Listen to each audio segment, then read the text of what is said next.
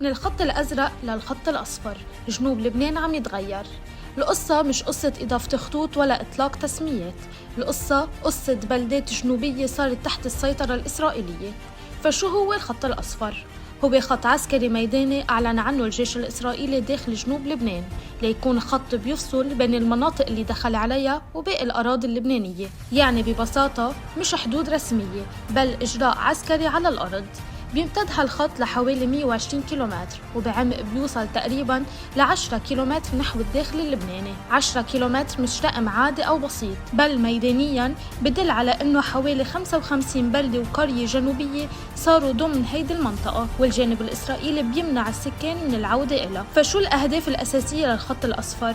إنشاء منطقة عازلة أمنية، إعطاء حرية الحركة الكاملة للجيش الإسرائيلي، فرض واقع أمن جديد على الحدود.